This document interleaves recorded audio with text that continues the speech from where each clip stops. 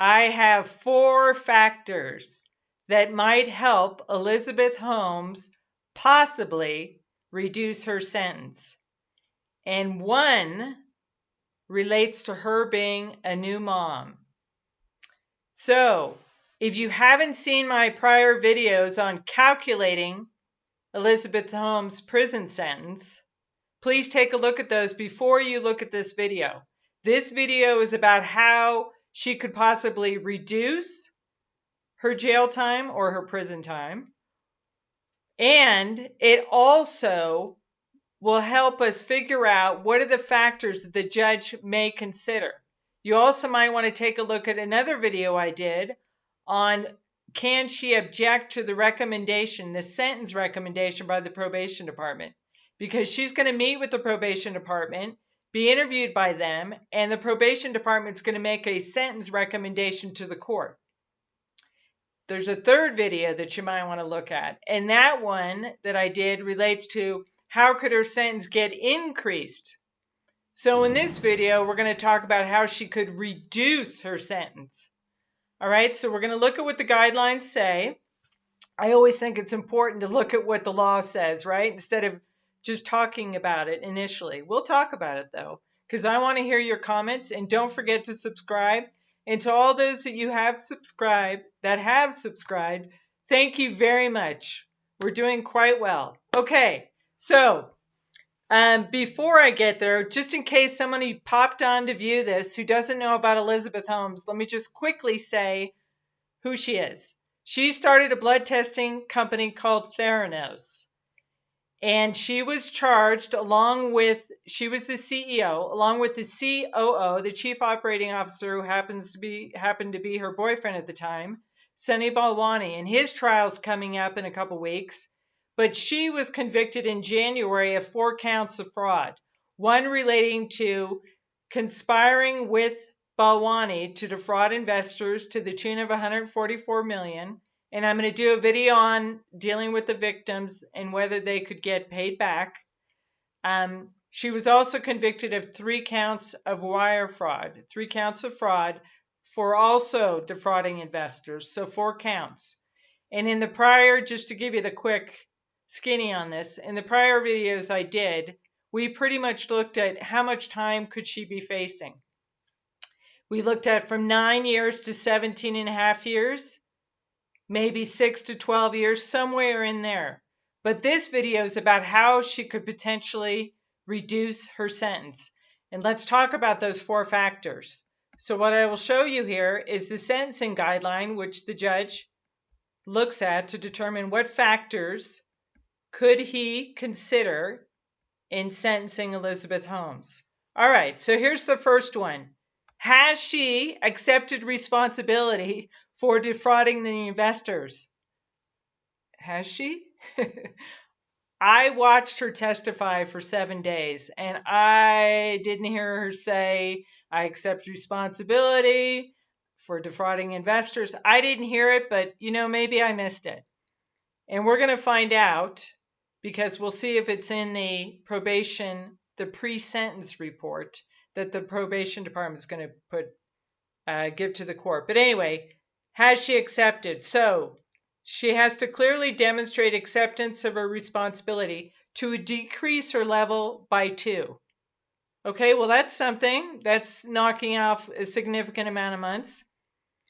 And she could get 1 more reduction, so that would make it 3 if she assists the authorities in the investigation or the prosecution, possibly of Balwani's case, the co-defendant, the alleged co-conspirator. If she assists the government maybe would make a motion with the court to ask for Elizabeth Holmes to get credit for that. So in other words, get 3 levels reduced. Well, let's see if this technically applies to her.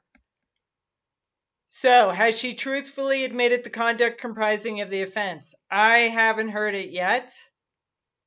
All right, you guys can look at this. So the court does consider the timeliness of her accepting responsibility. So can she go to the probation officer and say, I'm sorry, I feel terrible about what's happened, I take full responsibility? Is that going to count? Is this going to apply?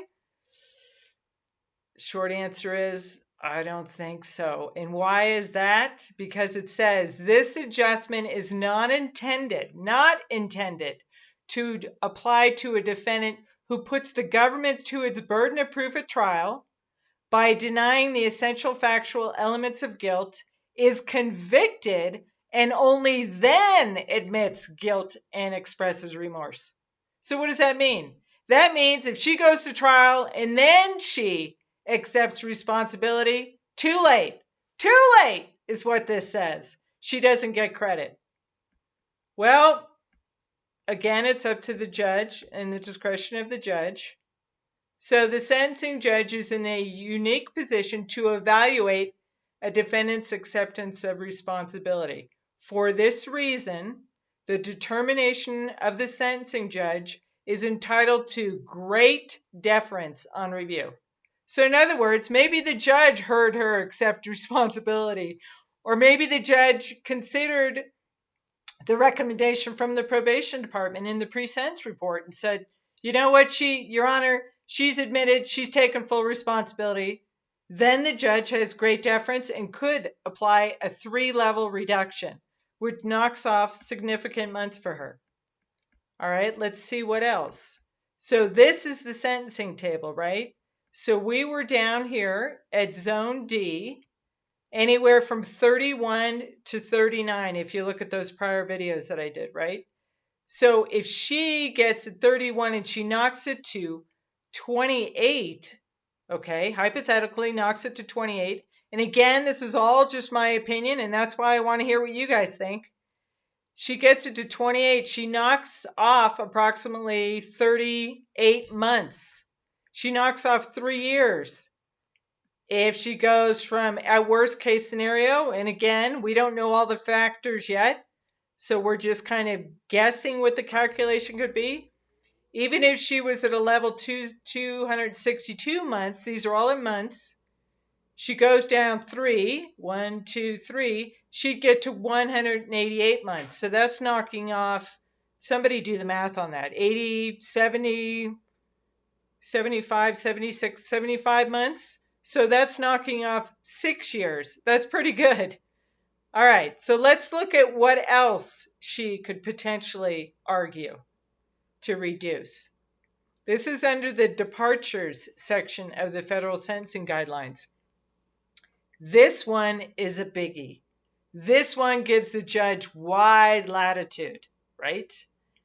So if she substantially assists the authorities, so upon a motion, again, the prosecution has to file a motion with the court stating that the defendant has provided substantial, not any assistance, substantial assistance in investigating the prosecution of another person. Who would that be? That would be Balwani, who has committed offense. The court may, that's discretionary, may depart from the guidelines. The appropriate reduction shall be determined by the court, and the court will evaluate it depending on the significance and the usefulness of Ms. Holmes' assistance, the truthfulness and the completeness and the reliability of the information that Holmes provided, and the nature and extent of her assistance, and any injury suffered, blah, blah, blah. So, in other words, if Elizabeth Holmes helps the government, substantially assists the government, the prosecutors, in their case against Balwani, she could argue that this section applies and that she should get credit and she should have her sentence reduced. And, Your Honor, the judge could reduce the departure is at his discretion. He could go up several levels, giving her credit, knocking off several years because of the amount of assistance. So how could she assist the prosecution? She could tell him information. She could take the stand in Balwani's case. She could provide documents. We'll have to see how this turns out and whether she takes the stand in Balwani's case. And whether the government makes the motion. You see, it's the government, the prosecutors, who make the motion, not her. not the defense. The government has to make a motion to the judge. All right, so we'll see if that happens. All right, you can go ahead and read this. These reductions are also known as mitigating factors. So let's look at, this is another note. What if she doesn't assist? What if she just stays silent, stays out of Balwani's trial, which she has every right to do? Can that be used against her? No, it can't be. It says here, a defendant's refusal to assist authorities in the investigation of another person may not be considered as an aggravating. So if she doesn't help the prosecutors of Balwani's case, no skin off her back, right? She doesn't have to help, and it's not going to impact her sentence as far as increasing it, but it'll certainly substantially help it decrease her sentence, right? So let's look at the second factor here. I'll scroll through this. All right. Does she have an argument that she was coerced and duressed to commit those fraud felonies? Do you remember the testimony where she talked about how Balwani was abusive towards her or how he forced her to have sex? Do you remember that testimony or those notes that she had written to indicate that he was controlling? Do you think that's coercion? Do you think that's evidence of coercion? Do you think her attorneys, the defense, is going to argue this to reduce her sentence? Well, let's see if it applies. If the defendant committed the offense because of serious, not any coercion, serious coercion, blackmail, or duress, under circumstances not amounting to a complete defense, that's exactly what this was. It didn't amount to a complete defense, but she did give the testimony, right? So why did she give that testimony? Is it because she wants this section to apply in case she was convicted? And it says, if serious coercion or duress, the court may depart. That means the judge can go ahead and depart, go down in the levels, reducing her sentence. Or actually, it's up, looking at that chart. But anyway, sufficiently serious to warrant departure only when it involves a threat of physical injury. Well, she could argue the abuse, being forced to have sex, that's a threat and actually actual physical injury. But that's something that the judge could consider and that her attorneys certainly could argue. All right, here's the fourth one. We're going to get to the bonus one in a second. Does she have an argument for diminished capacity to reduce her sentence? A downward departure may be warranted if the defendant committed the offense while suffering from a significantly reduced mental capacity. Well, I'll tell you, I saw her testify for 7 days. I certainly heard evidence all about what happened with Theranos. I'm not aware of any significant reduction in her mental capacity. Maybe you guys know, but I haven't seen it. And the significantly reduced mental capacity contributed substantially to the commission of the offense. So if she has a reduced mental capacity, did that contribute to her committing fraud? I think you'd have to be pretty sophisticated to commit the type of fraud that she committed. To defraud people out of $144 million.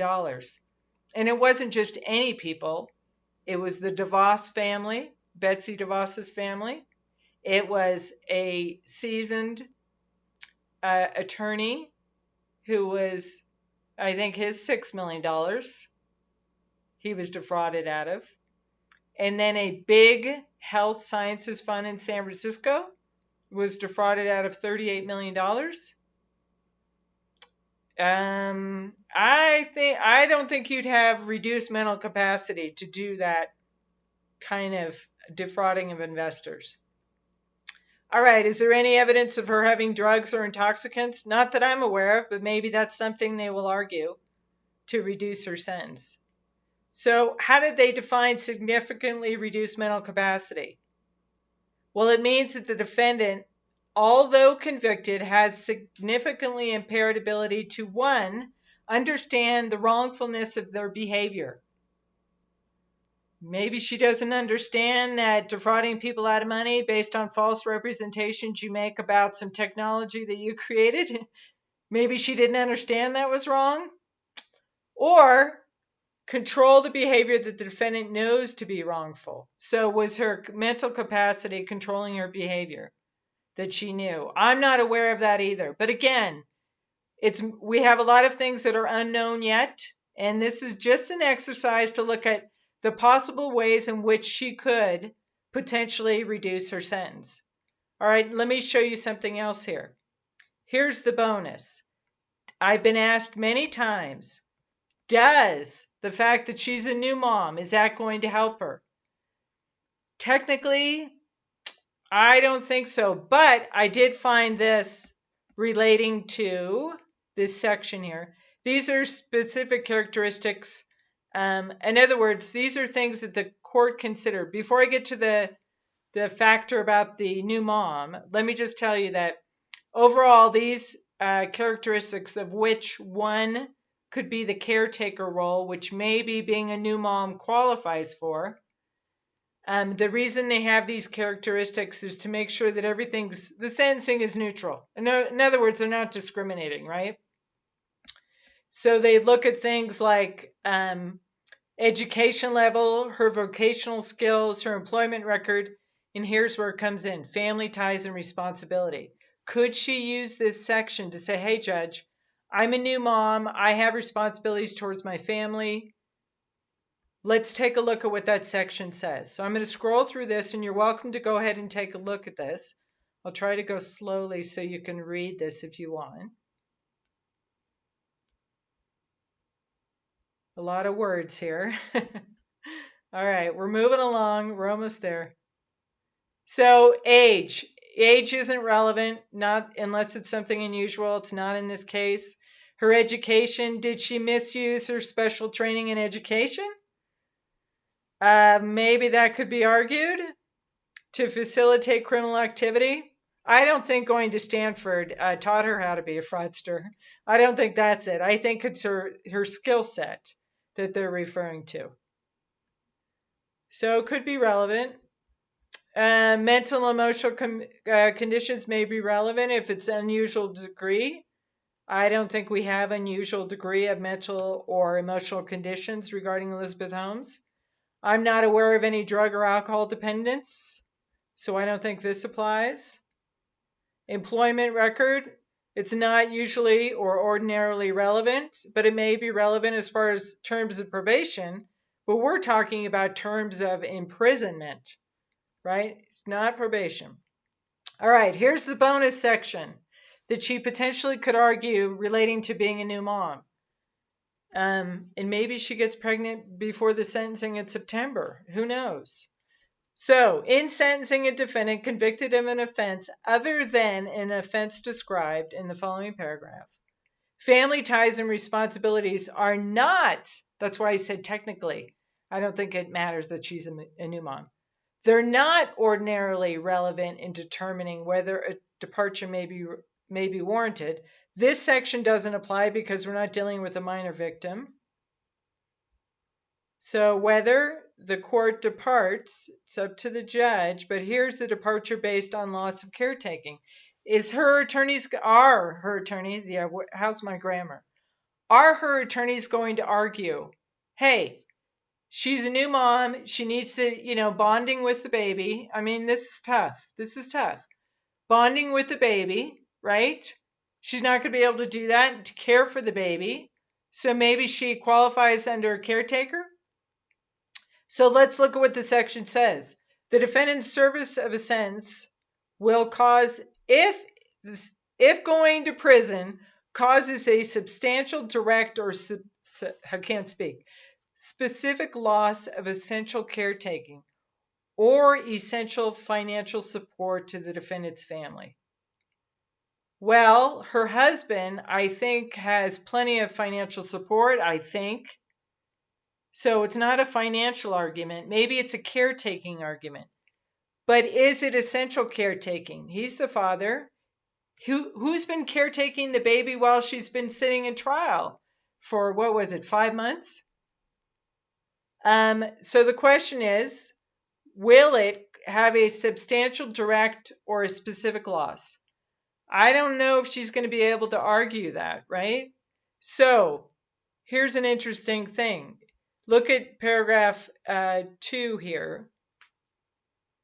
The loss of caretaking is not in of itself sufficient as a basis for departure, because such hardship or suffering is of a sort ordinarily incident to going to jail, to incarceration. So in other words, the fact that she's going to prison and the fact that she's a parent, that she's a new mom, isn't in and of itself sufficient to depart downward, to reduce her sentence. But here's the test. The loss of caretaking is one for which no effective remedial or ameliorative programs responsibly are available, making the defendant caretaking irreplaceable to the defendant's family. Well, I don't think she's going to be able to show that, do you? The father's available to caretake. Her mother, her parents are available. Her family members are available. They were caretaking the baby during the trial. Okay, I'm just, playing devil's advocate here. I know, being a new mom, that's a tough one. But again, technically, I don't think she qualifies to have her sentence reduced because of it, but the judge has discretion. So what do you think? Do you think she'll qualify for any of those 4 factors? Do you think it matters? Do you think she can get her sentence reduced because of any one of those factors? Let me know what you think. Put your comments down below. So, thank you very much for watching. Please like, subscribe, and share this video. Thanks again for watching.